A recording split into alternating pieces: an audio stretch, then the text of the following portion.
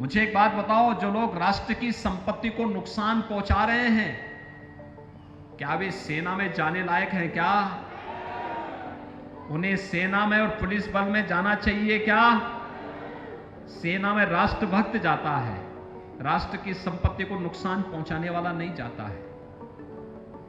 लेकिन विपक्ष नौजवानों को गुमराह करने का काम कर रहा है और इसीलिए देश की जनता बार बार देश के नौजवानों के भविष्य के साथ खिलवाड़ करने वाले इन विपक्षी दलों को बार बार सबक सिखा रहा है।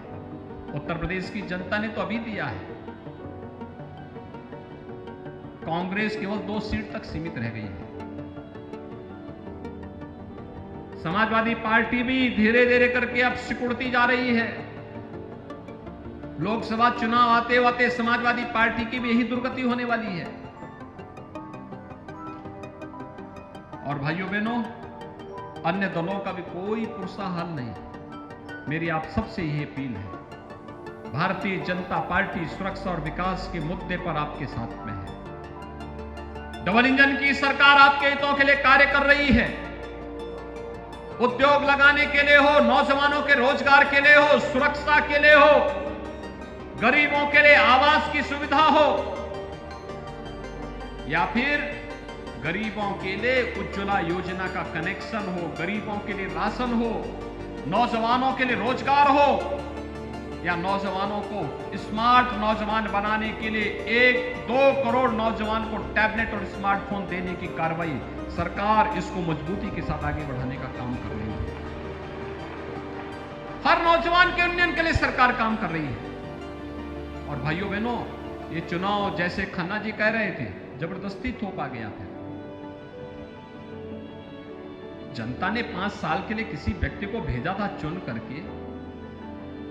अब उनके कारनामे ऐसे थे कि उनको चुनाव के बाद से लगातार जेल में रहना पड़ा। कारनामे उनके दुरुस्त होते तो जेल में क्यों रहना पड़ता?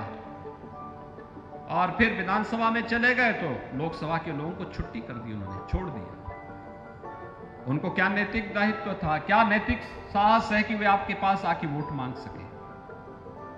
कोई नैतिक बल नहीं होना चाहिए। लेकिन भाइयों बहनों, हम आए हैं आपके पास एक सामान्य कार्यकर्ता को लेकर के, एक किसान परिवार के एक सामान्य कार्यकर्ता को लेकर के, कि भारतीय जनता पार्टी किसी परिवार की पार्टी नहीं है। भारतीय जनता पार्टी किसी खानदान की पार्टी नहीं है। भारतीय जनता पार्टी जनता की पार्टी है। जनता जनार्दन के आशीर्वाद से बनी हुई पार्टी है। एक सामान्य कार्यकर्ता प्रधानमंत्री बनता है, एक सामान्य कार्यकर्ता मुख्यमंत्री बनता है, एक सामान्य कार्यकर्ता मंत्री बनता है, एक सामान्य कार्यकर्ता सांसद भी बनता है, विधायक भी बनता है।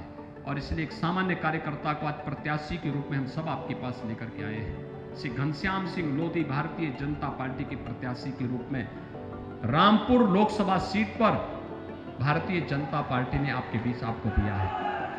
और भाइयों बहनों, मेरी आप सबसे अपील है, कम समय मिला है श्री घनश्याम सिंह लोधी को आपके बीच में प्रचार करने की। एक बार चुनाव जिता करके भेजिए।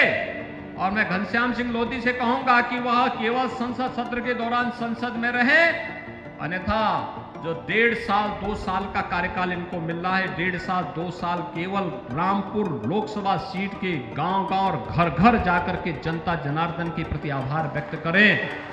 लखनऊ आने की भी आवश्यकता नहीं। मिलक के लिए राजबाला जी हैं, बिलासपुर के लिए बलदेव सिंह ओलख जी हैं, और बाकी ये मेरे पास भेजते रहे, यहाँ के जिला पदाधिकारी हमारे पास भेजते रहे। हम लोग वो सभी विकास के कार्य यहाँ के लिए देंगे जिन विकास कार्यों की आवश्यकता इस रामपुर जनपद के लिए होगी। रामपुर को माफियाओं को रौंदने के लिए नहीं छोड़ेंगे। रामपुर को अराजकता का अड्डा नहीं बनने देंगे। रामपुर विकास की नई ऊंचाइयों को प्राप्त करेगा और इसी का आह्वान करने के लिए मैं आपके पास आया हूं।